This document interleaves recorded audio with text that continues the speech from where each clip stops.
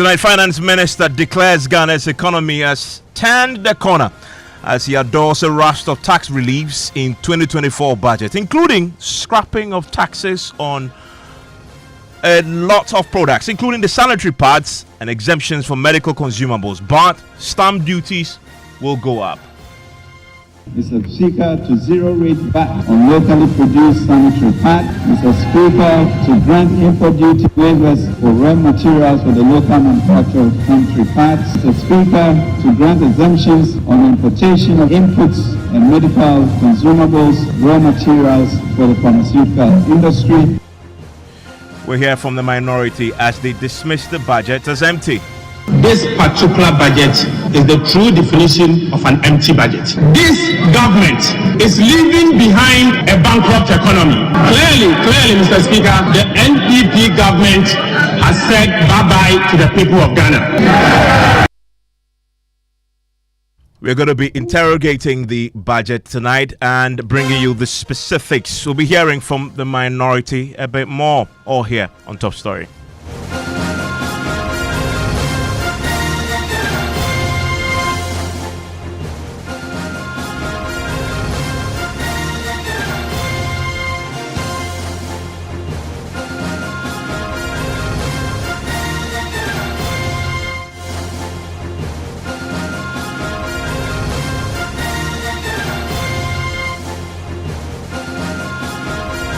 This is Top Story with Mensah.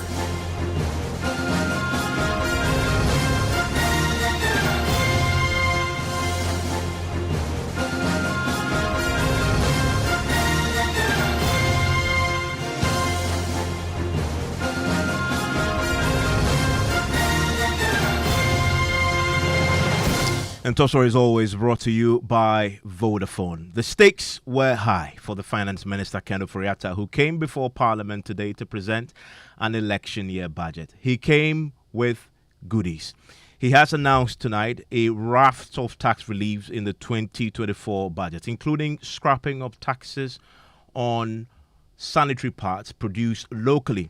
There are also exemptions for medical consumables. But we also have a line in there that includes stamp duties that will be reviewed upwards. The tax will go up on that. We're going to get into that pretty shortly. But listen to Ken Ofori-Atta today as he detailed those reliefs. Mr. Speaker, tax reliefs. Our approach to tax policy since 2017 was to give significant relief to the private sector until expenditure projects from 2020 required a more aggressive approach. It is important to note that in the short term, fiscal sustainability requires that we improve our tax ratios significantly, otherwise our long-term competitiveness will be eroded. As we all know, our country's 13% tax to GDP ratio is far below our peers. Our target is 18 to 20%, and we are on course with 16% hoping to be achieved this year. In that regard, it is difficult to implement all the structural reforms and tax reliefs needed to immediately lower and or eliminate certain tax handles. However, I assure this august House that we have heard, we believe in lower taxes as a government for industry, and we are working at this aggressively with the GRA and to be cemented with the Standing Committee of the Mutual Prosperity Dialogue. Mr. Speaker, further to the above, the following reliefs have been prioritized for implementation. To extend, Mr. Speaker, the zero rate of VAT on locally manufactured African prints for 2 more years. Mr. Speaker, to waive import duties on import of electric vehicles for public transportation for a period of 8 years. Mr. Speaker, to waive import duties on semi-knocked down and completely knocked down electric vehicles imported by registered EV assembly companies in Ghana for a period of 8 years. Mr. Speaker, to extend zero rate of VAT on locally assembled vehicles for 2 more years. Mr. Speaker, to zero rate VAT on locally produced sanitary pads. Mr. Speaker, to grant import duty waivers for raw materials for the local manufacture of sanitary pads. Mr. Speaker, to grant exemptions on importation of agricultural machinery equipment and inputs and medical consumables, raw materials for the pharmaceutical industry. Mr. Speaker, a VAT flat rate of 5% to replace the 15% standard VAT rate on all commercial properties will be introduced to simplify administration. To address the negative externalities of plastic waste and pollution, government will review and expand the environmental excise duty to cover plastic packaging and industrial and vehicle emissions. Mr. Speaker, the Stamp Duty Act 2005 at 689 has not been reviewed since enactment in 2005. To realign the rate with current economic realities, government in 2024 will review the rates and fees for stamp duties. The banks subject to ad valorem taxes will be expanded, while the specific rates will be reviewed. Mr. Speaker, a simplified tax return will be introduced as a means of promoting voluntary compliance as part of the modified taxation scheme for individuals in the informal sector. This approach will make it easier for taxpayers to fulfill their tax obligations to the state. Mr. Speaker, the tripartite committee has concluded negotiations on the national daily minimum wage. The tax-free portion of the individual income tax rate will accordingly be adjusted to take care of the change. Government recognizes the constraints our medical personnel face in providing health care for our citizens. With the passage of the Exemptions Act, government will engage the Ghana Medical Association on waivers for importation of these bills to ease the transportation burden on our doctors. And that is the finance minister there. Today, he also took time in the budget to address the devastation caused in the Volta region and other communities along the Volta River. He spoke about what government had budgeted to do. Government, he says, budgeted an amount of 220 million to support the relief phase of the communities affected by the Kosomo Dam spillage. He also gives a second phase intervention, which is the intervention that would lead to resettlement of victims, restoration of livelihoods, compensation and reconstruction of infrastructure in the affected communities. And this is something the minority they have been asking for. And government is doing this by reaching out to the World Bank under the IDA crisis response window. The minority side have been responding to the budget today. Listen to Dr. Kaysela Tofosing and his verdict on the 2024 budget. He says it's empty. Mr. Speaker, let me say that this particular budget is the true definition of an empty budget. Clearly, Mr. Speaker, the NPP government has said bye-bye to the people of Ghana. This budget is insensitive and out of touch. Mr. Speaker, Mr. Minister, you and members of the economic management team,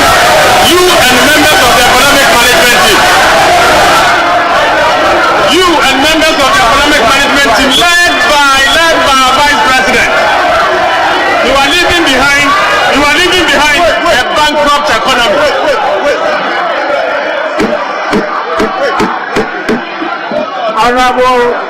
Honorable Minority Leader, address the chair.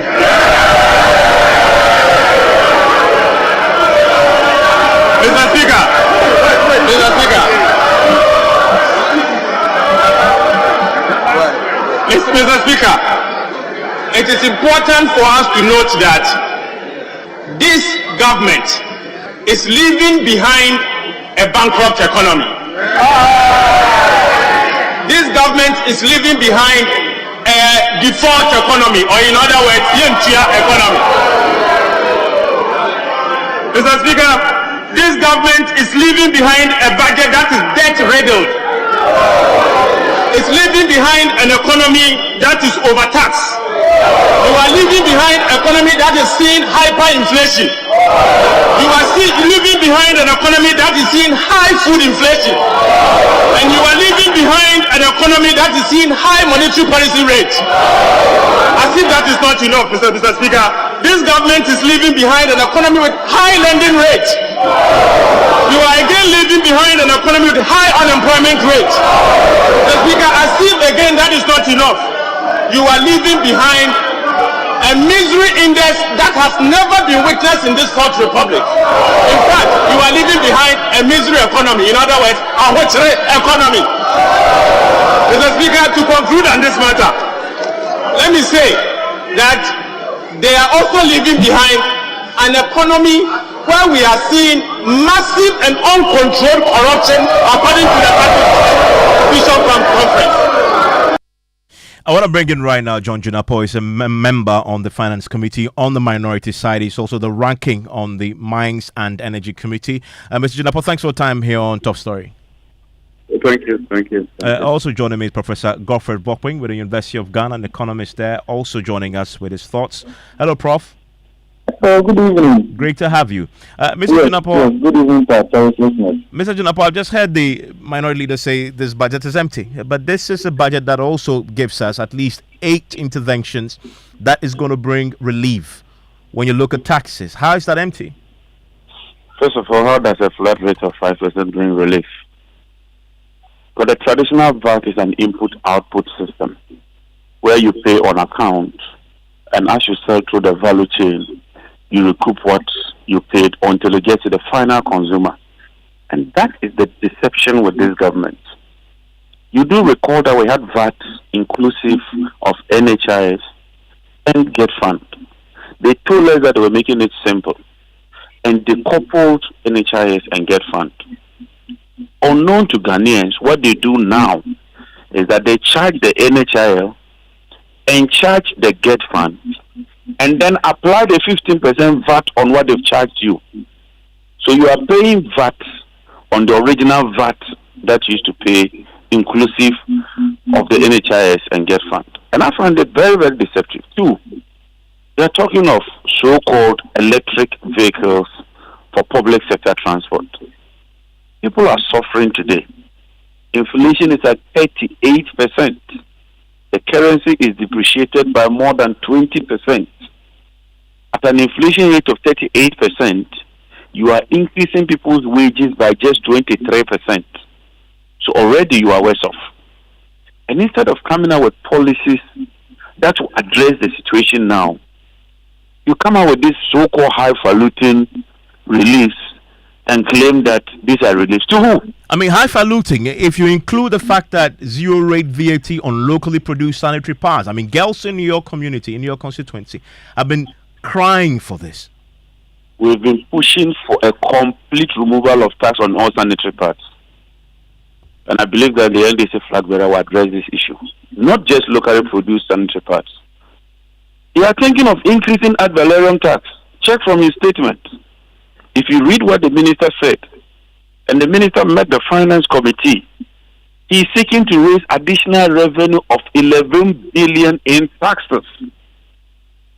And if you read what he's saying, he says that the stamp duty will be reviewed and increased. He is saying, I'm not saying it. He says that the ad valorem tax will be expanded, while specific rates will be reviewed upward. He says that he will introduce a so-called environmental excise duty to cover plastic packages and industrial and vehicle emissions. What does he mean by vehicle emissions? Yeah, but you're punishing people who want to drive vehicles on our roads that destroy the environment. This is nothing but the so-called vehicle luxury tax disguised and being reintroduced. It is nothing but the so-called luxury vehicle tax. Look, what the minister is doing is simply trying to meet an IMF conditionality, which says that eventually we should have an 18% tax revenue as a percentage of GDP. The economy is growing just about 2.1% without oil. Even with oil, it's about 2.5%. So it means that you are not really growing at a faster rate in terms of the real economy. But nominally, the economy is growing at an astronomical rate. The last time he presented the budget, the economy was valued at about 800 billion. Now he says that end of 2024 to be about 1.1 billion. That can only be inflation-triggered growth, because the real sector is not growing that much.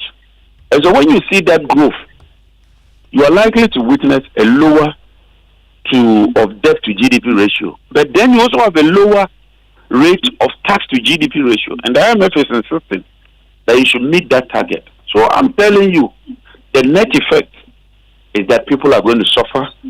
Things are going to get more difficult. But the things are going to get tighter. But the fact doesn't support that across the board, because if you look at it, he's also granting exemptions, for example, on medical consumables. We've all talked extensively about the dialysis crisis, and part of the problem that led to the shutting down of the Kolebu unit was because of the cost of consumables and the taxes on that. The finance has announced that is going to go. And what is the value? Well, it told you the value everything in terms about of the value. tax. What about the lives that it will impact locally? We are talking of the cost to the ordinary Ghanaian. One life is worth saving. Nobody is talking about saving lives or not saving lives. Already they've even said that they intend to put it on NHIL. So this doesn't even come in at all, because with NHIL, it takes care of that. But I'm saying that he's told you that he wants to raise tax revenue of 11 billion. These measures is mentioned. What is the value? It's just to coerce us in an attempt to introduce these draconian taxes. But don't worry, in the coming days, the bills will come to Parliament, and you will see the real impact on the ordinary Ghanaian. Mr. Junapo, stay with me. Professor Bokwing, what's the value? Is that a fair question to ask on the back of this budget that we're just interrogating? I didn't hear you well. Sorry, stay with me, Mr. Junapo. Let me bring in Professor Bokwing to the conversation. Hello, Prof. Yes, good evening. Mr. Junapo is asking the question about what's the value. Is that a fair question to ask?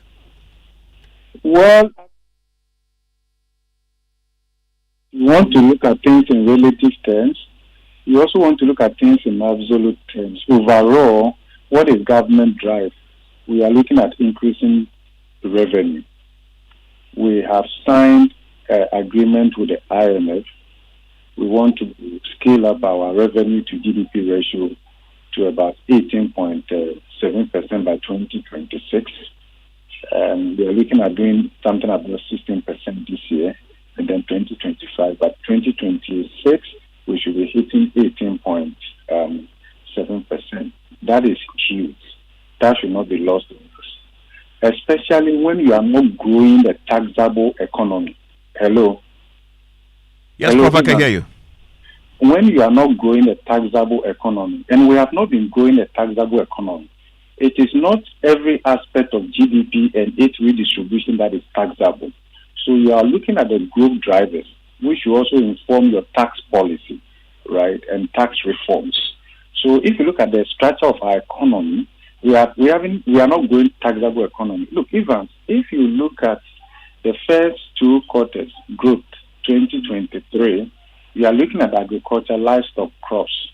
Then you are looking at service sector. Actually, the industry, with the exception of mining, quarrying, that is going down. In fact, manufacturing is recording negative growth. It has been contracting, right? So overall, you are not growing a taxable economy. So if you want to raise more revenue, it tells you that the burden on households and private sector is going to go up.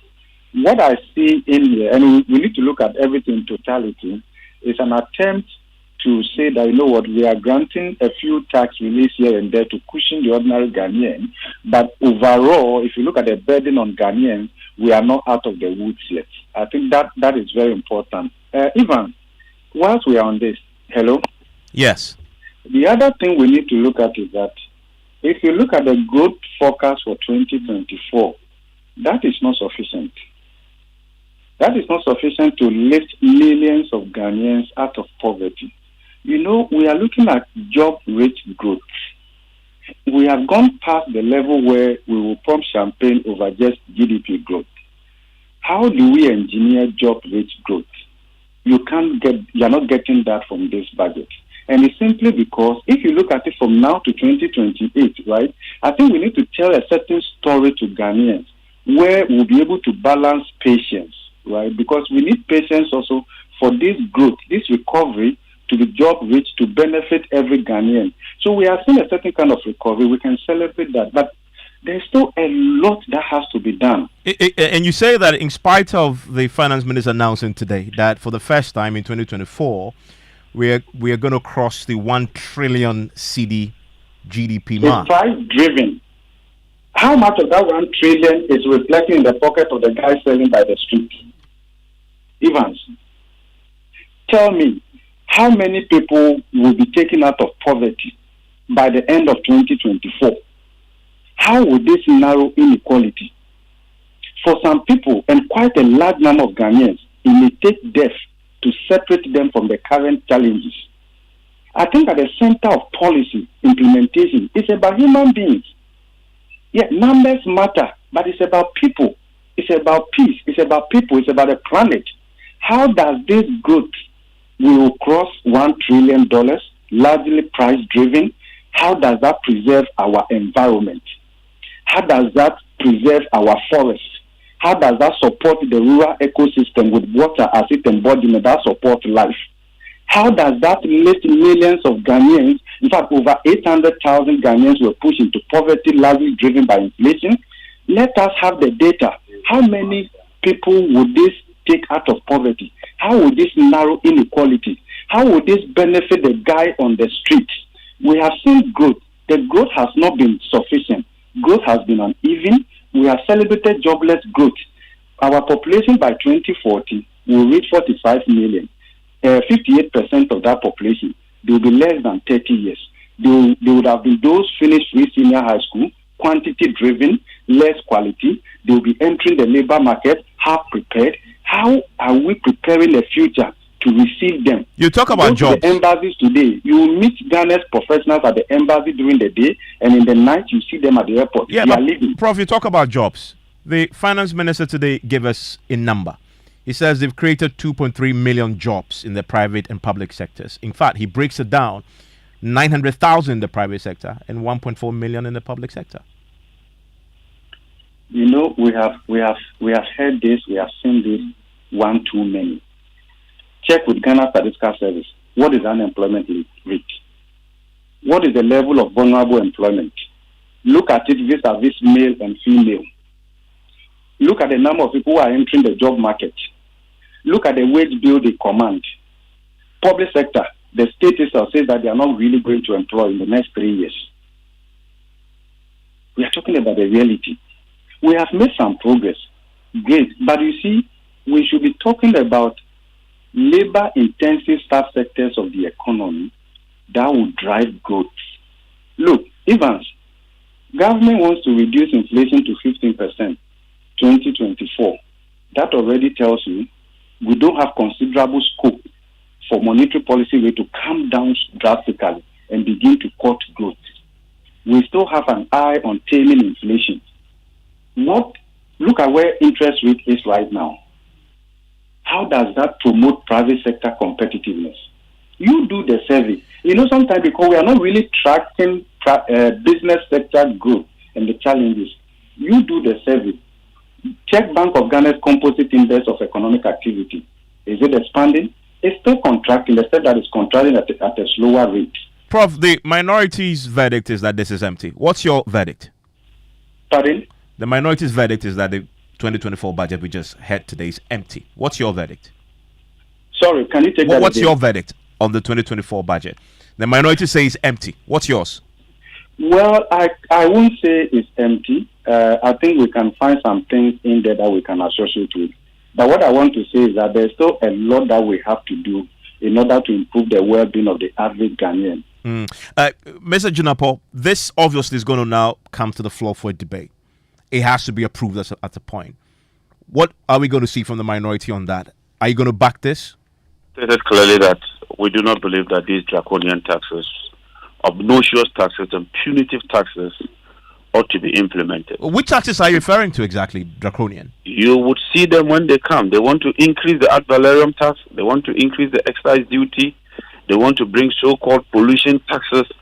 They intend to elevate existing taxes and introduce new taxes to raise 11 billion. But how come you don't support pollution taxes? It's a very progressive, positive. We're already paying a pollution levy. Yeah, but more is You good and I, there, right? Is it not? We are paying a pollution levy, and there's nothing to show for it. Tell me, since we started paying pollution levy, have we witnessed any improvement in terms of the sanitation in this country? So if what we are paying, you cannot account for that. But you see, if you want to know the situation, go and look at how much government itself is borrowing in terms of the T-bill rate. That, for me, is the mark. You cannot be borrowing at around 30%. You government. Somebody that, the body that all of us must trust. When we want to give you our money, you pay about 30% per annum. And you tell me you've turned the corner. This government must be joking, my brother.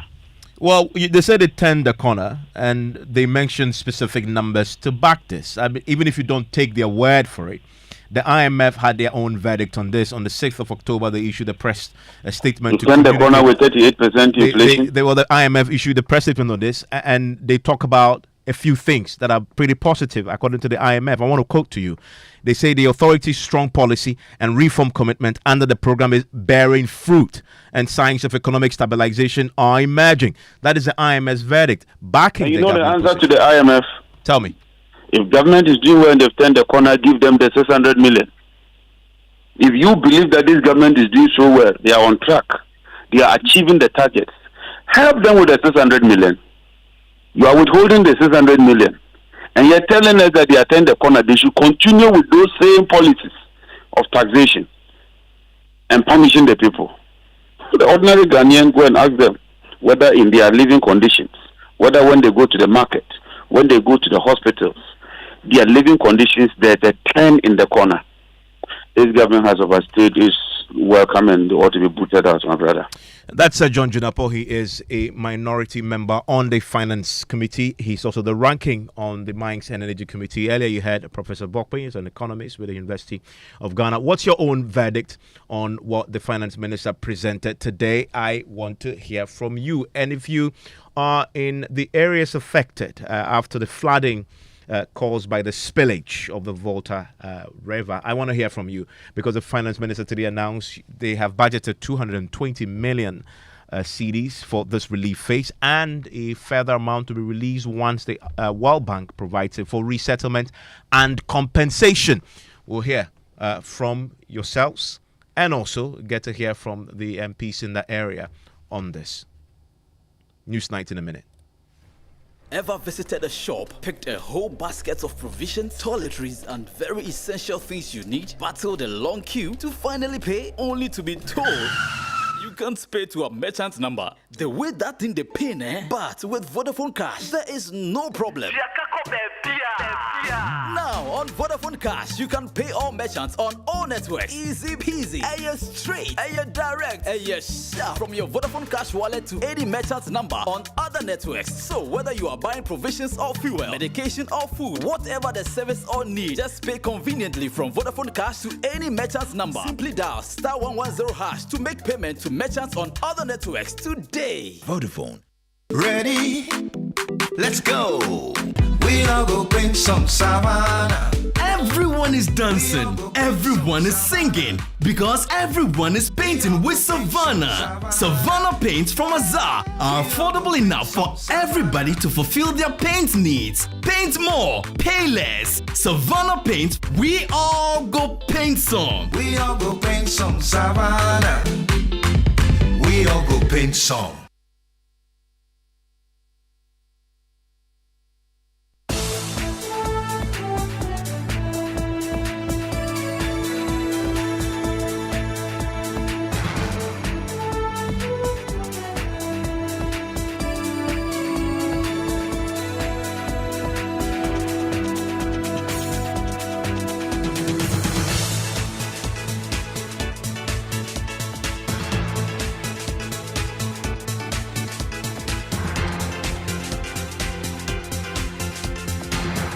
Good evening and welcome to News Night. In the next 60 minutes, prepare to pay more for food, goods and for services as general traders, beverage dealers warn they will pass on cost of doing business to consumers as they express gross disappointment in Finance Minister's failure to scrap redundant taxes in the 2024 budget. Whatever the cost, we will pass it on to the final consumer. Prices will not drop because the budget has not indicated anything that is going to release the increment in the high prices in the market.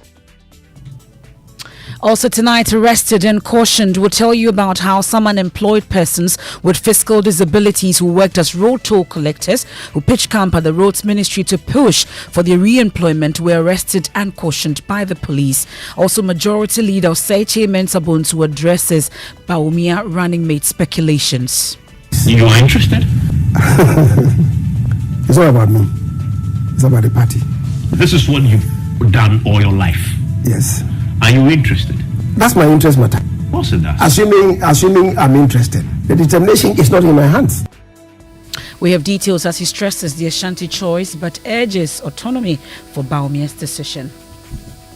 And in business, government to end 2024 spending 60 billion Ghana cedis more than revenue that's planning to mobilize for next year. And in sports, Ghana's Apem Dakwa poised to advance to the finals of the CAF Women's Champions League with a win over Morocco's Casablanca tonight. We have that and more in tonight's edition of Newsnight. Plus, the unemployment fever will not stop Mansoura, a finance major, from providing for herself after 9 years of unfruitful job search. That's in our Stories of Hope coming up. So I keep applying. Even some people will bring 10,000, bring 15,000. It gets to a point I even had an appointment letter, which is a fake appointment letter. That's and more in tonight's edition of Newsnight. Please do well to join us with your thoughts and comments via WhatsApp 055-1111-997. We're live on Facebook, also on myjoyonline.com. I am Emefa Apawu. And my name is Evans Mensah, and we start tonight with the budget. And tonight, Emefa, we're hearing from the industry players themselves on the back of the 2024 budget presented today by Ken Ofori-Atta. And we're hearing from the Ghana Union of Traders Association, and they are already warning that they'll have no choice than to pass on the cost of doing business to consumers. And they're reacting to the 2024 fiscal budget statement presented today. Earlier before the day's presentation, the traders and other key business players call for the removal of taxes, including the COVID-19 health recovery and special import levies. But the budget was silent on these concerns despite a number of reliefs announced today. Listen to Ken Ofori-Atta if you haven't heard him already. Mr. Speaker, tax reliefs. Our approach to tax policy since 2017 was to give significant relief to the private sector until expenditure pressures from 2020 required a more aggressive approach. It is important to note that in the short term, fiscal sustainability requires that we improve our tax ratios significantly, otherwise our long-term competitiveness will be eroded. As we all know, our country's 13% tax to GDP ratio is far below our peers. Our target is 18 to 20%, and we are on course for 16%, hoping to be achieved this year. In that regard, it is difficult to implement all the structural reforms and tax reliefs needed to immediately lower and or eliminate certain tax handles. However, I assure this august House that we have heard. We believe in lower taxes as a government for industry, and we are working others aggressively with the GRA and to be cemented with the Standing Committee of the Mutual Prosperity Dialogue. And the Finance Minister goes ahead to announce a raft of tax reliefs. And I want to go through them. One is the extension of the zero rate of VAT on locally manufactured African prints for 2 more years. And Emefa is wearing one. If it's manufactured locally, it's going to be zero rated. How will that translate into the cost of that for you? This is something that we would get a sense of pretty shortly. Secondly, waiving import duties on import of electric vehicles for public transportation for a period of 8 years. Waiving import duties on semi-knocked down and completely knocked down electric vehicles imported by registered EV assembly companies in Ghana for a period of 8 years. extend the zero rate of VAT on locally assembled vehicles for 2 more years. And this is one Emefa that there's been a lot of campaign about. The sanitary parts question. Now, the finance minister announced today that there's going to be a zero rate VAT on locally produced sanitary parts. Also, on that same subject, they will also grant import duty waivers for raw materials for the local manufacture of sanitary parts. There's also the granting of exemptions on the importation of agricultural machinery, equipment, and inputs. But this is a key point. There will be exemptions also on medical consumables. Now, the key question is, does this include, for example, the consumables that Kolebu and other hospitals require for dialysis? There will also be exemptions on raw materials for pharmaceutical industry. We'll get to hear their thoughts on this.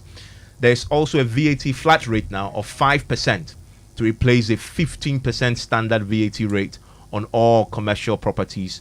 Will be introduced to simplify administration. Now, there is, however, going to be an increase in stamp duty, and this is something the finance minister is saying will be reviewed in 2024 and is going to go up.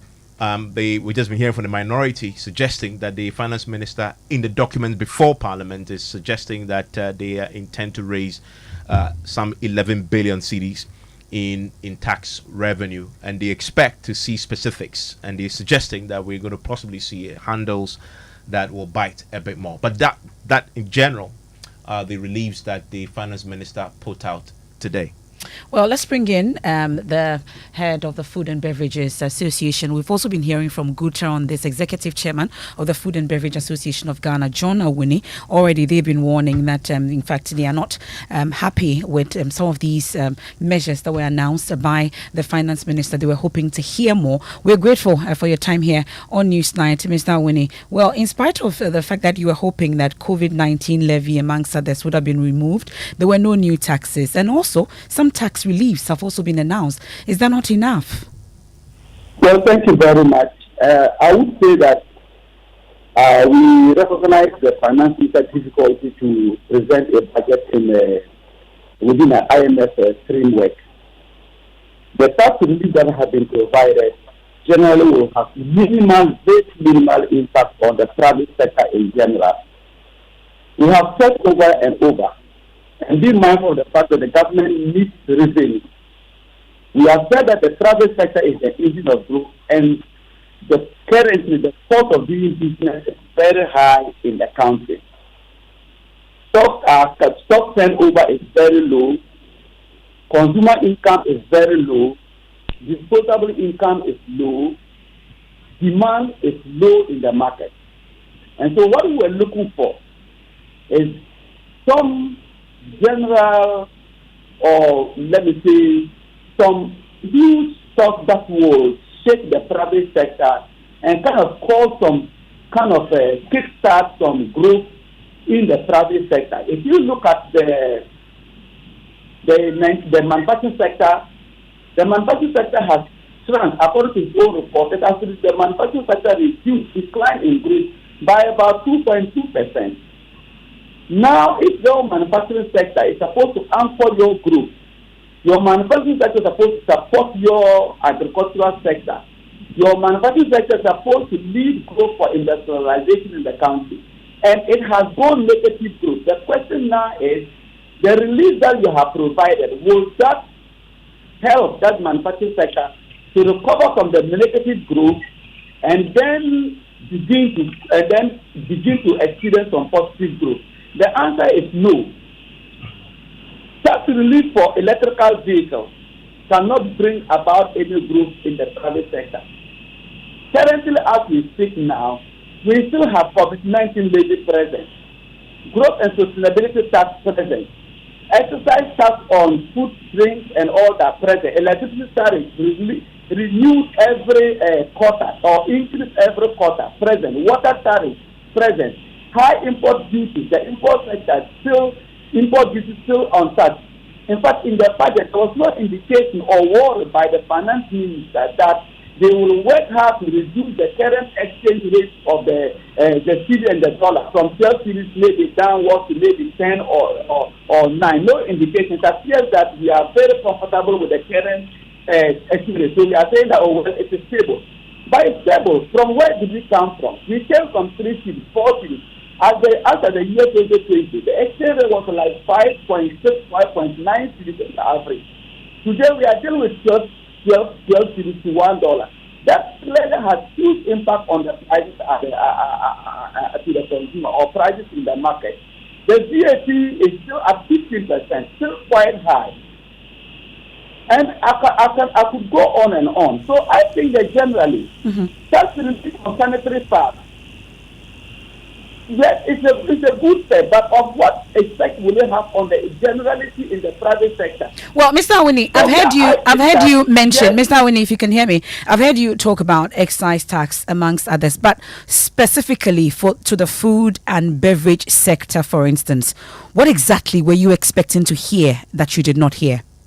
We wanted to hear them remove the excise taxes on those fruit juices and all that. We wanted to hear that some bit of management with the electricity tariffs that we have been because that has a huge impact on the manufacturing sector. We wanted to see COVID-19 levy removed. We wanted to see the special import duty levy removed. We wanted to see clearly some work, some bit of the exchange rate. It should be managed so that it can come down from the 12 cedis to $1 to maybe about 9 or somewhere. But nothing is said about that. Nothing. We haven't seen anything like that. And generally, the regulatory framework is very huge. You have the regulatory sector. You have too many institutions coming at one particular company or so to comply. So there could have been centralization or something that we are working at making sure that we reduce the number of regulators on the private sector. And that will enhance the business growth and the development. But nothing like that has been said. And so when we go ahead and talk about tax relief for electric vehicles, how many people drive electric vehicles? The food and beverage sector. What impact will tax exemption on electric vehicles have on us? Tax exemption on, we talk about locally manufactured vehicles. Or what impact will it have generally, currently assistance on the consumer, on the price of rice, on the price of chicken, whether it's local chicken or imported chicken? What effect will that one have on electricity and on water? Okay. Nothing. Ms. Awini, we're grateful. That's John Awini, Executive Chairman of the Food and Beverage Association of Ghana. Let's bring in the Ghana Union Traders Association. Benjamin Yeboah is the Director of Welfare, joins us on the line right now. You had your own expectations, Mr. Yeboah. Were those expectations, were those expectations met? Unfortunately, yeah. Good evening to your Excellency.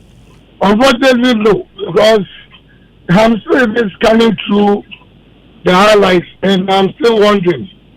Because we were looking at a situation where some relief will be given to us in terms of some reduction. We are looking at the public levy of 1%, which we thought should have been removed because the COVID has officially ended. We're also looking at the 2% special import levy, which has been there since 2013. We're looking at the harmonization of the VAT system. Because to us, that disparity among the way it's collected wasn't proper. And it's causing confusion for even GRA for them to be sending their personnel to go and do investigations. I mean, if there's no disparities, why would you be sending people to go around? So we didn't see that one too.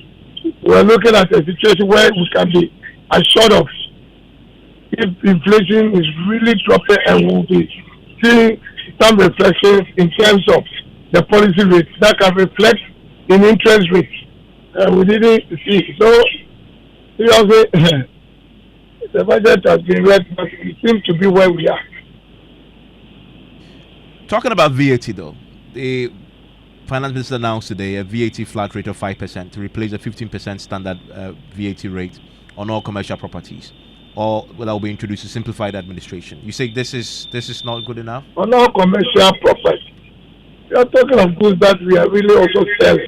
And we are saying you are having a standard rate. On the same market, we are having a flat rate. On the same market, we have those that are not collected at all because they don't meet the threshold. Unfortunately for us, we are all on the same market, selling almost the same items. So, I mean, if you give that 5% for the commercial properties, it's like you're trying to do something, but it's not reflecting on the general goods that would have seen some reflection. And the thing is, I don't know, they should really look at that VAT system and see what they are doing. Because you can't, on the market, if you are looking at manufacturers and you are looking at that standard rate for them, fine, but you can't be doing for businesses, the market, and having that free running contract is a problem.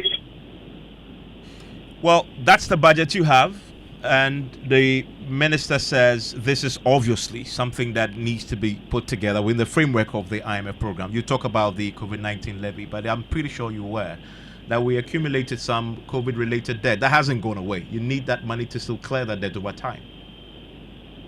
So my worry is, why are we still looking at these high taxes with the idea of trying to get revenue? It's not working.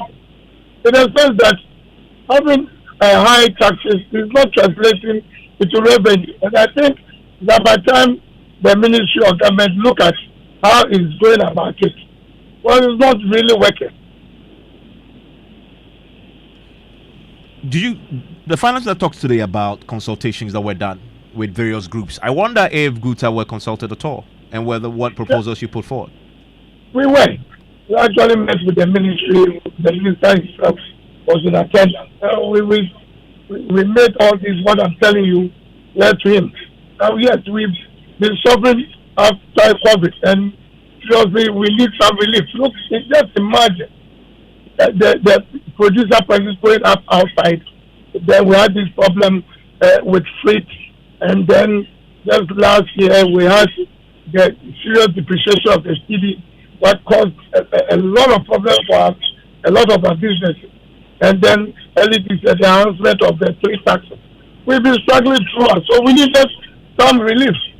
Because business is not good.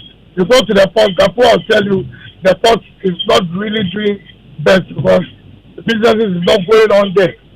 So what is going on? Meaning people may be taking goods outside and taking them outside the country. And government is losing revenue there. So what do you do to increase revenue? You look at the accumulative taxes and levies and duties at the port and see what you can do about it to attract business. You don't do it. You target about 174 billion as your target. How are you going to achieve it? So you didn't get what you were expecting.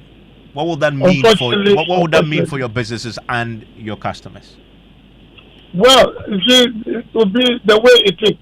And with Christmas along the corner, we are just wondering how businesses are still going to cope. And then how customers like you are going to be able to buy now for yourself, your family. I don't know. But I think the finance ministry should still be looking at our tax regime and see what they can really do. If they really want to enhance that kind of, people willingly paying tax, you want to increase that awareness for people to pay taxes, then you have to do something.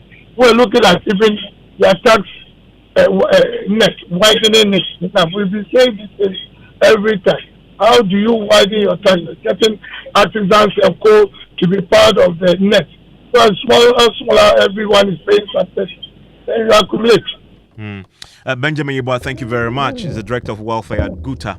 This budget is also about you, so send us your thoughts on WhatsApp. I'll share it with the rest of the world. And if we're going into the budget, there was the flooding crisis in the Volta region and other communities along the Volta, amongst others. The finance minister today laid out an intervention. There are three main things that will happen. There are there is the 220 million CDs that he says they have now budgeted for that would go to the relief phase for communities affected by the Kosomo spillage, and then they're also going upstream, right, to Oti, Savannah, and Bono East regions. We've reported that yes. This is not something that is only affected areas in the Volta region, but up north also. And then they go to the restoration phase. The restoration phase government, through the Agric Ministry, will also allocate additional resources to support the restoration of livelihoods. And then something that the minority have been asking for is resettlement. It's a third phase, which will now also come in play with resettlement. And this is going to be done by accessing funding from the World Bank under the IDA crisis response window. And this will support resettlement of victims, restoration of livelihoods, compensation, and reconstruction of infrastructure in the affected areas. We have the MP from the area most affected joining us. That's the North Tongue MP, Samuel Okujetua Blakwa. Thank you so much for joining us here on Newsnight. This is definitely what you were looking for, weren't you? Yeah, good evening. Thank you for having me. Definitely a positive development ahead of the budget presentation.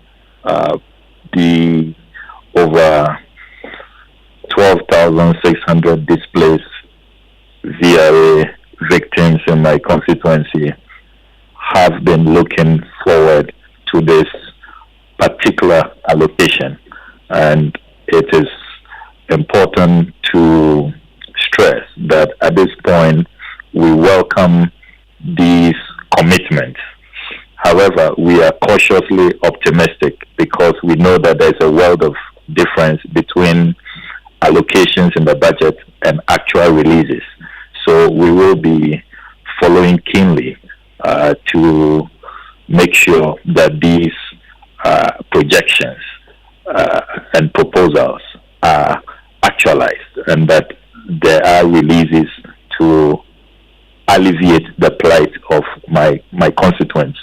The second phase is what is of some concern to us, the restoration phase. For that phase, we don't have any specific allocations. It appears the Ministry of Finance is still waiting for a response from the World Bank, and then they will know exactly how much the World Bank can provide and whether that will be adequate for the resettlement that we urgently need and the compensation that the people deserve as of right. So we will also be following the restoration phase very keenly, and we hope that the response that will come from the World Bank will be adequate. Well, for government to put this in the budget, 3 phases we've been hearing about, I suppose there must have been some level of consultation at that level that you're aware of. If I'm understanding you, you mean at the level with the World Bank or before with arriving at this with the communities in terms of engagement, what exactly is needed? Because you're talking about additional resources to support the restoration of livelihoods, which is in collaboration with the Ministry of Agriculture. Do we know what exactly the people need? I mean, have they consulted with the people before arriving at this decision, though? You will recall that the Honorable Minister for Finance led a team, a lot of directors from the Ministry of Finance, and the VRA Chief Executive and his team came to the constituency and engaged with us. I took the minister around the most affected communities, and he was in shock. He did express that in his presentation today. And I recall that in that consultation, I stated very clearly that we will be looking forward to these specific allocations in the budget, the resettlement, and compensation. So I want to believe strongly that those consultations played a significant role in what has culminated in these budgetary allocations. But I continue to be cautiously optimistic because I know that there is a world of difference between allocations and actual releases. And then for the resettlement and compensation, I must emphasize that data is still being collected. We are still assessing the full range of devastation, the levels of impact. We have collated the number of houses that were demolished. According to NADMO, about 1,500 of them. We are doing our own validations. We are still in the phase of assessing the specific amount in terms of properties and the other items that our constituents have lost. And so there is still a lot of work that has to be done in terms of getting to the actual figure, how much we need to compensate people with, and then in terms of the resettlement, how many houses we have to restore. But I believe that it's work in progress, and we are available to make the data that we have readily available to government. And I'm sure that the NADMO and also the IMO can also be helpful, because in these processes it's always good to have a credible, independent interlocutor who will, assess all the claims and make sure that nobody is shortchanged in these processes. Okay, we'll closely monitor that. We are grateful for your time. That's a Northton MP Samuel Okujeto, a Blackwest reaction to that $220 million allocation to the victims of flooding and also their Konsombo spillage. Let's explore the tax reliefs that we was announced today on the sanitary parts a bit more. I want to bring in the member of the Ghana Civil Society platform on SDG. They've been campaigning for this. Archibald Adams joins us on the line right now. Archibald, what's your reaction to this? This is what you were asking for. Did you get everything in the 2 lines that the finance minister announced today? Right. Good evening. We were asking for 2 clear things. We're asking for taxes on the imported part, as well as the reduction of taxes on locally manufactured sanitary pads, and the provision of wash facilities. But we are excited that government has granted us this request. We will not rest. We will continue to push, and we are hopeful that eventually we will not have any taxes on sanitary pads, whether imported or locally manufactured. But you didn't get the removal of taxes on imported sanitary pads. That's the remain. Yes, we didn't. We didn't get that one. But upon a further reflection, we think that this is okay. We currently have 4 locally sanitary pad manufacturers in Ghana. We intend having a meeting with them on Friday to be able to look at what we can do, what they can do. First, to increase their capacity, and then to also prepare themselves for these taxes that will be removed from the raw material. How much of a difference will this make, though, for the thousands and millions of young women across the country you've been campaigning for? There will be a lot of difference, Evans.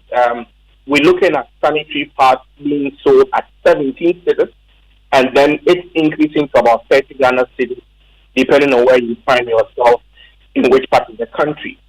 So now that the 15% VAT has been taken off, and then we have import duty waived on the raw materials, we are sure it will bring down the price, and we are sure that as we work together with the Ghana Standards Authority, we can also work at developing a standard guidelines to guide producers of the reusable parts.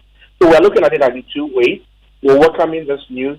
We'll continue to engage, but then also we'll be ensuring that quality is achieved.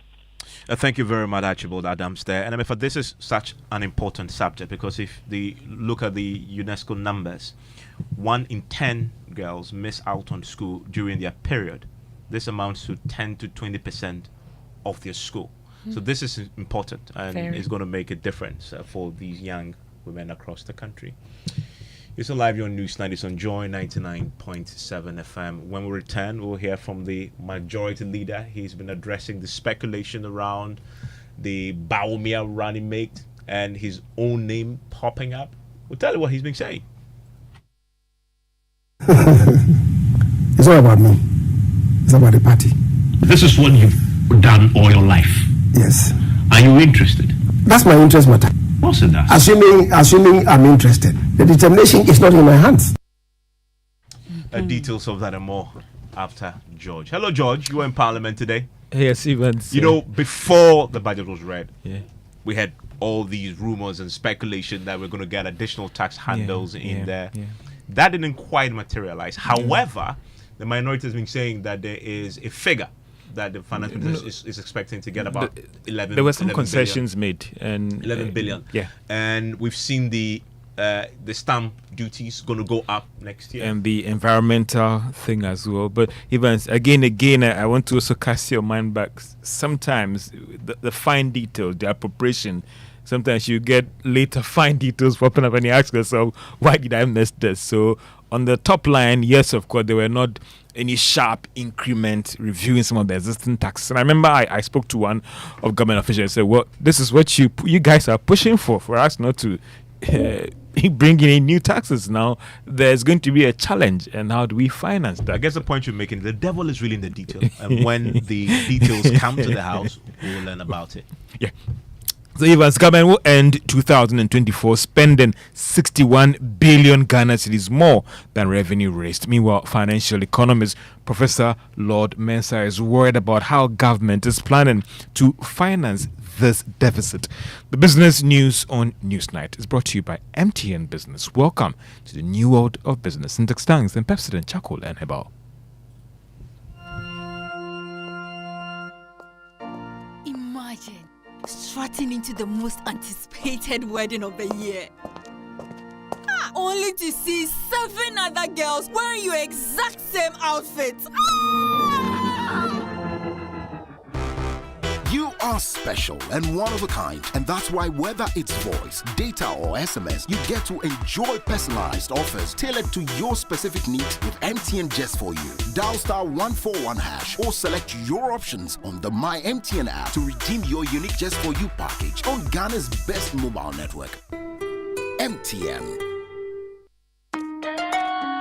Son, we are so proud of you for setting up this hospital. I really love those hospital beds and waiting chairs. By the way, did you import them? No, Dad, I didn't. I actually got them from Kindle Books and Stationery right here in Ghana. Wow. We also bought our office supplies, safes, executive desks and chairs from Kingdom, and they gave us expert advice on how to set up our office. Guys, that makes 3 of us. I also got our sofa and bedroom sets, plus our dining hall furniture for our new home from Kingdom. Wow, Mom, that makes 4 of us. I usually get my stationery items from Kingdom, and my teacher also mentioned that our classroom furniture was provided by Kingdom. So there you have it. Whenever you're thinking about setting up an office or acquiring furniture for your home, etc., Kingdom Books and Stationery should be your first point of call. With over 40 years experience in the industry, we stock and supply a wide variety of globally sourced office and home furniture, stationery and equipment. Visit our head office, Osu Akwaje, or our office near the Osu Stadium. We're also in Tema Community 1, opposite Olam SHF, Kumasi KNUST campus, UCC Cape Coast, and now at the Marina Mall, Airport City. Or call us 0302-764101, 764209, or 762792. Visit our website www.kingdomgh.com.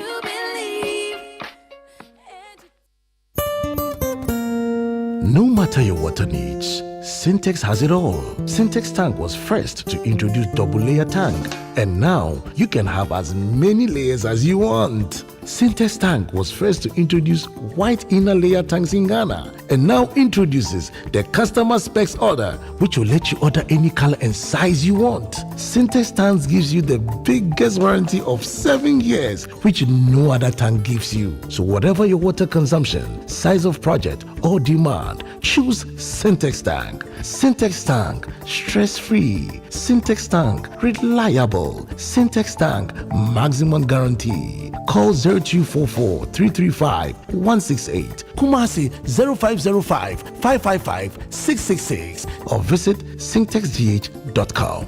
Syntex tank, a year strong, a year tough. I'm afraid! Media Sambisanda Moa. It's your Ratiano, Mumu, Panet, Mumu, Podompe, Maniacono. Eh, Quabna. No, Mumu wants me to be just Mali, Mariana there. Eh, And crow, corporate mirror number don't be sense or you so accident ever. I didn't buy the braye. Who see it in a mobile na some man I want it. Sir, I na could you soon use so accident chaco. Then dear a mouse and we credit fit of that. No what you ask you my mother feel you. Hey, Kojo, sir. Yeah. Pepsodent ever and a Pepsodent chaco. A baby, you're gonna natural. FDIJ Jadion Katoyatu. For over 10 years, Old Mutual has been touching lives in Ghana. Whether you're a trader or a student, an entrepreneur or an employer, or nearing your retirement, we have the right financial solutions tailored just for you. Contact Old Mutual on 030-7000-600 or visit our website on oldmutual.com.gh to learn more. And let's realize your financial freedom together. 10 years of greatness, here for a lifetime. Old Mutual, do great things every day. Chalet, inside my car, dear, drama, wow! The movie lovers always get some story to share, and the Premier League lovers too, they like complain. Hey, VAR, ego over you. Hey, this one, dear, it's like you're talking about me. The DSTV movie channels always they over me. This festive season, it go over you even more on DSTV. Sports are sports, movies and swap movies, kids channels are kids channels, and if you happen to be out this festive period, the DSTV stream go meet you there. Dial *759# to reconnect or stay connected and unbox the entertainment this festive season. DSTV, it's your moment. The luckiest, luck is everywhere, for everyone, yeah. The luckiest. Keep buying your luckiest ticket with *712# as an individual, a group, an association, or even a community, and stand a chance of winning in the community draw or the ultimate draw on 23rd of December. Be the luckiest on *712# and win millions. Ticket sale starts on October 4th, 2023, and draw date is on 23rd December 2023. Play responsibly, not for persons under 18 years. This promotion is regulated by the NLA on the Caritas platform. Win millions on *712#. The luckiest, you could be the luckiest. You're welcome back to Business on Newsnight. Now, government is expected to end 2024 spending about 61 billion Ghana cedis more than what it is planning to raise in revenue. Now, this was captured in the 2024 budget when it comes to the expenditure outlook for next year. Finance Minister Ken Ofori-Atta has been given more details in Parliament today. Mr. Speaker, total expenditure is projected at 226.7 billion, 21.6% of GDP. This projection reflects a reduction of 6.1 percentage points of GDP in total expenditure commitment basis compared to the outturn in 2022. This large decrease comes from the combination of fiscal consolidation efforts of 4.9 percentage points of GDP, reflecting an adjustment in revenue by 1.1 percentage point and primary expenditure by 3.9 percentage points of GDP. Now, when it comes to revenue, government is hoping to raise about 176 billion Ghana cedis at the end of next year. The finance minister has also been given more details on the growth outlook and projections for next year. Mr. Speaker, based on the overall macroeconomic objectives and the medium-term targets, the following macroeconomic targets are set for the 2024 fiscal year. Overall real GDP growth of at least 2.8%, non-oil real GDP growth of at least 2.1%, end period inflation rate of 5.0%, primary balance on commitment basis of a surplus of 0.5% of GDP, and gross international reserve to cover not less than 3 months of imports. Mr. Speaker, the 2024 and medium-term fiscal framework has been prepared in line with the objectives and policy priorities of a 3-year IMF-supported PCPEC program. The primary balance on commitment basis is the fiscal anchor we are using to assess our fiscal effort. And that is Finance Minister Ken Ofori-Atta. Let's do some reactions to the budget and fares as the financial economist. That is Professor Lord Mensah, who is worried about how government is planning to finance the about 61 billion budget deficit in nominal terms. government intention to spend did not grow that much, but then the revenue that they projected seemed to be so high, which has built up into, a deficit of about, 60.1 billion, Ghana cedis.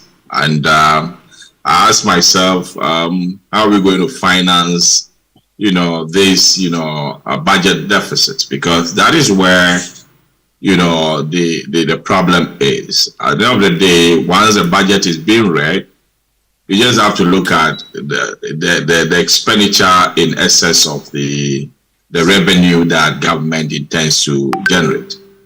The numbers have been jumped, all right, but the margins of revenue wasn't. The margins on the expenditure jump wasn't the same as that of the, revenue. So you ask yourself, with the kind of economy we find ourselves in, how is government going to finance this huge deficit that has been created? And that is the financial economist, Professor Lord Mensah. Now, government has reviewed some of its tax measures in the 2024 budget. So what are some of the industry players saying about it? Let's get the views of Gordon Dade. He is an associate director of tax at accounting firm KPMG. So broadly, I see the tax reliefs in three categories. One that is going to boost production from the side of the release for businesses. Ones that are going to look at the sustainability issues that we are experiencing. Globally, there's a lot of talk about sustainability and ESG. And if you look at some of the reliefs that we are going to have for the motor vehicle industry, for example, they talk about release for SKD and then the CKD, where the semi-knockdown vehicles, once you import them, there's that relief or exemption on the import duties. And I think that is very important because we need to look at how we can operate sustainably as a country, how to move away from all the carbon emissions and things that we are seeing. So those are very good policies. And also on the plastic side, government is intending to review some of the taxes there. And that will help us to manage some of the impact of the environmental issues on our economy. And so for me, the one that is also important is also the informal sector, where government is looking at also restructuring that side and also bringing some simplified taxation for that side. Gordon Dade is an associate director at accounting firm for tax KPMG, sharing his thoughts on the tax measures or the tax reviews that has been done by the Minister of Finance today when he presented the 2024 budget.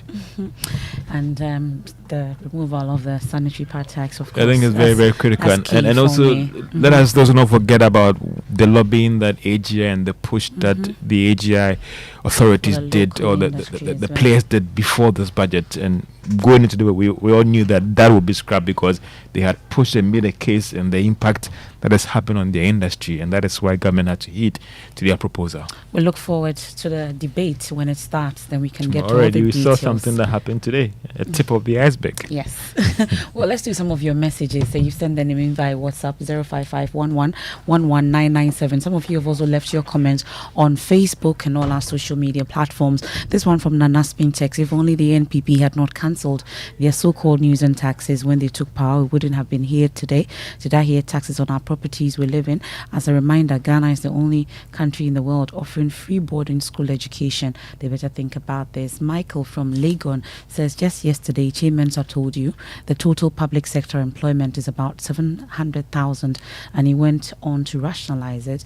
How come the finance minister said within the short period they have created over 1 million jobs in the public sector?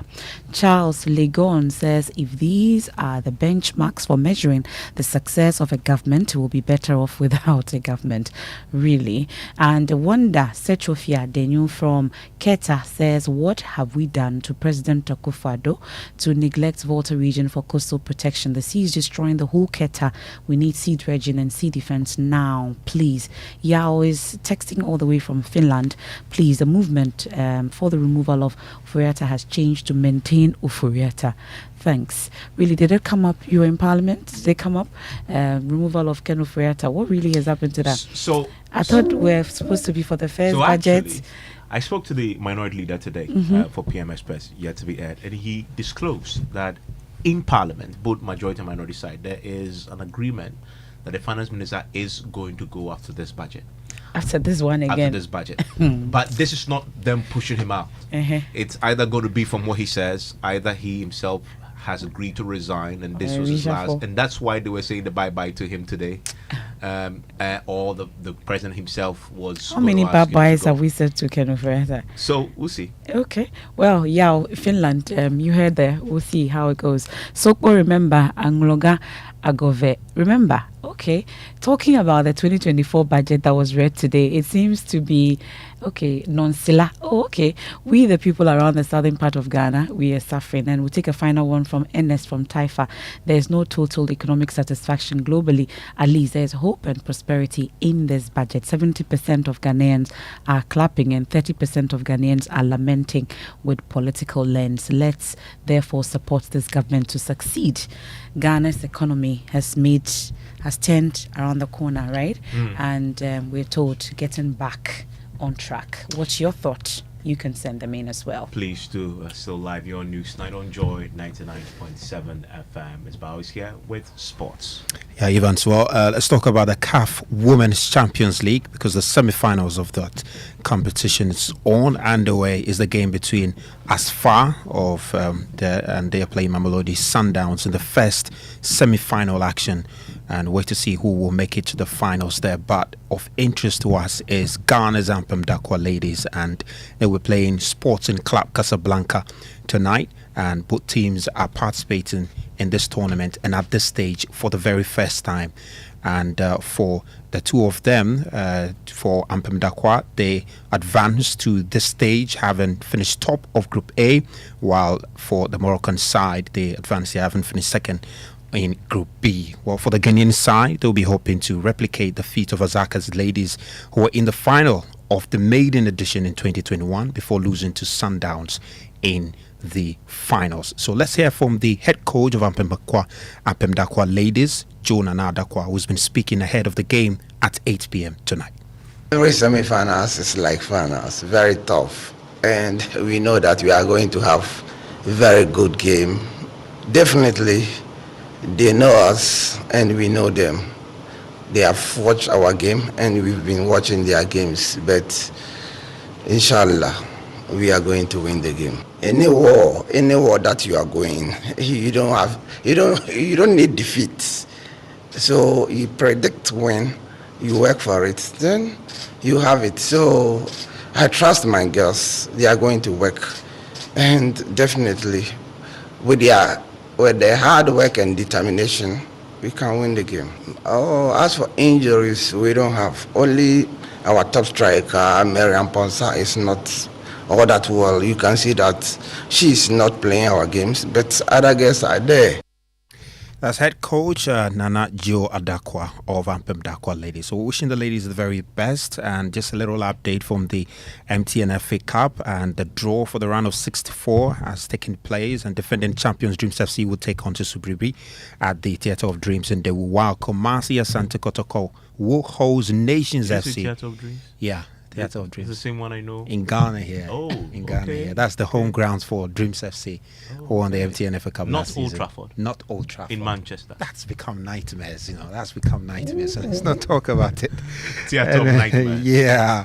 Well, so Kumasi and Satiko will play Nations FC in what it's expected to be an Asante derby there at the Barra Sports Stadium. And for Accra Heart of Folk, they'll play Nanya FC at the Accra Sports Stadium. So that's it for sports events, brought to you by Pepsi Herbal and Chaco. But I was looking out for some statement from the Minister of Finance on sports, and I couldn't find any. Just surprised.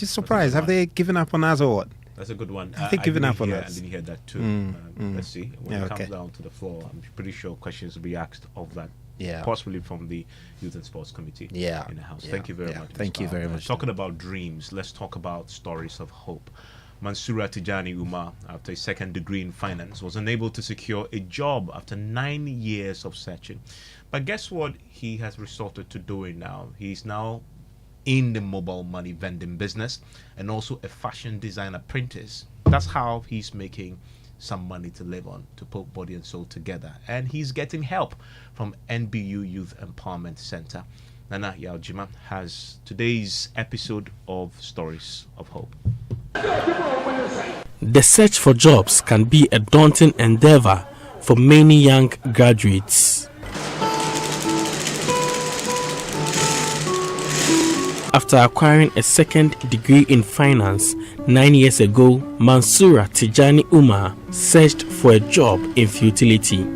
I applied looking for a job here and there. So I keep applying.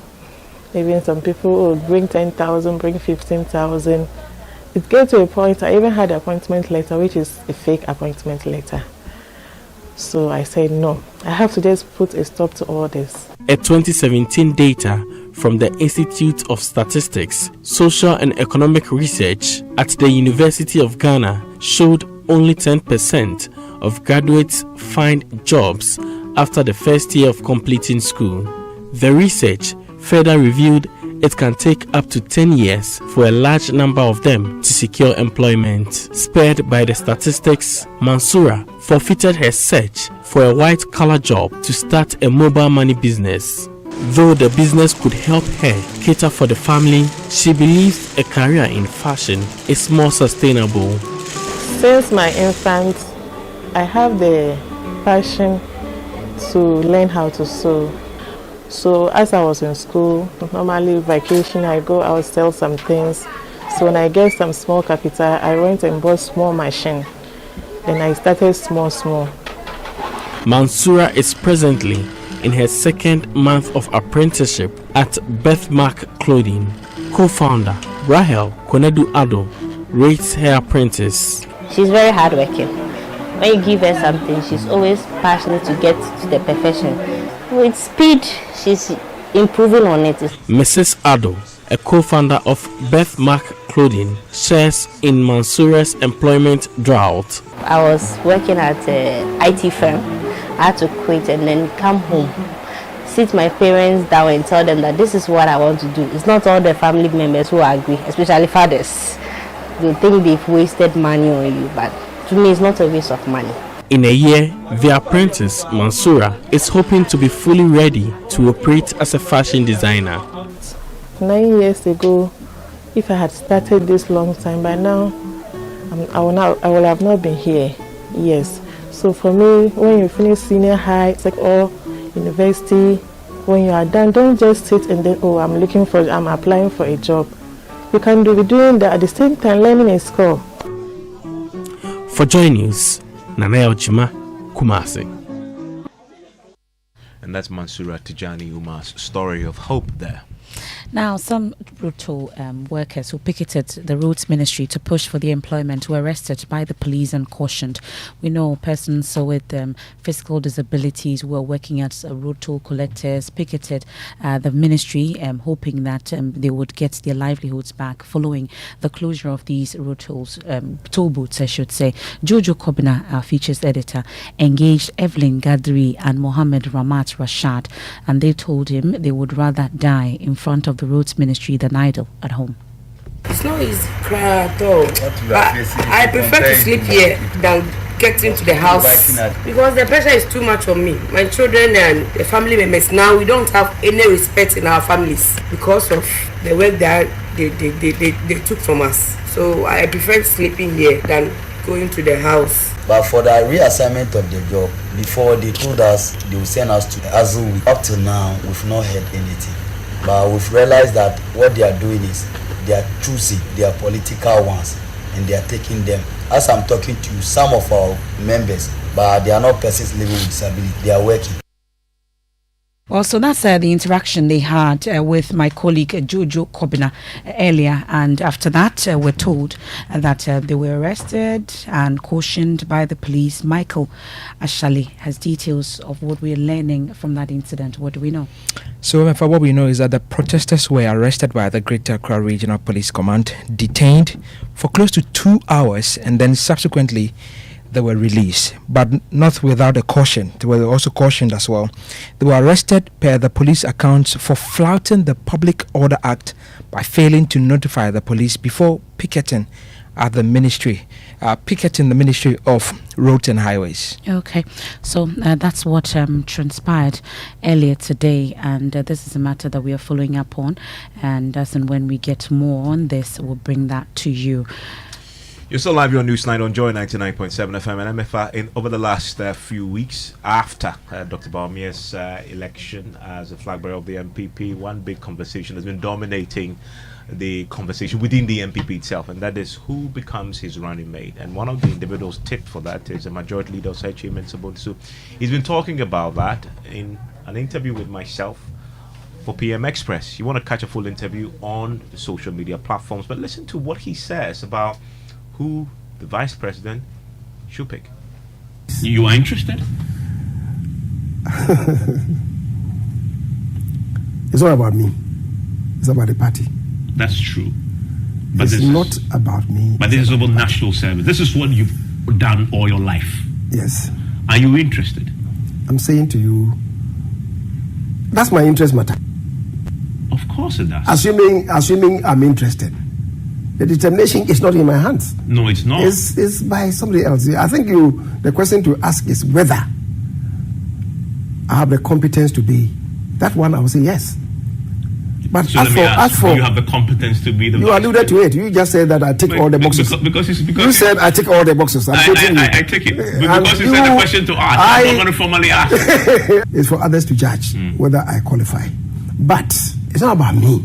It's not about me. It's about Bawumia. My earlier point, Joseph Wusu, you take all those boxes. Right. You do. Come again? You do. You take all those boxes. You are suggesting to me. You disagree with me? I say thank you for the compliment. So which means you agree that you take all the boxes? So it's about competence. It's about the other factors that we have alluded to. Am I the only one?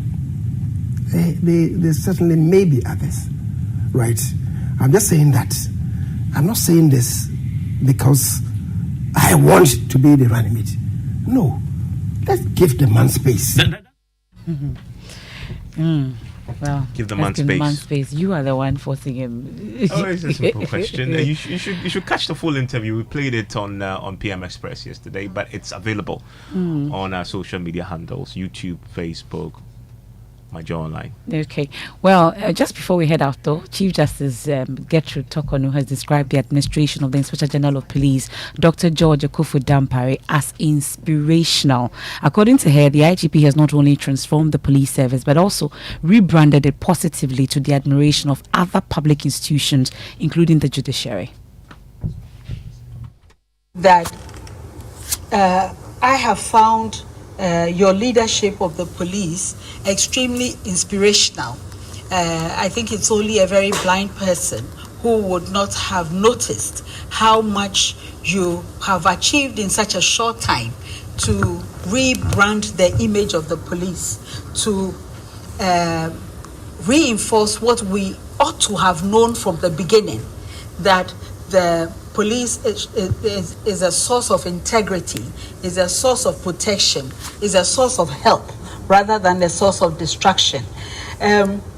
Your institution and my institution have suffered the same fate in an apparent lack of trust from the society. Judiciary for many years has striven to introduce reforms that will compel efficiency and effectiveness in our work.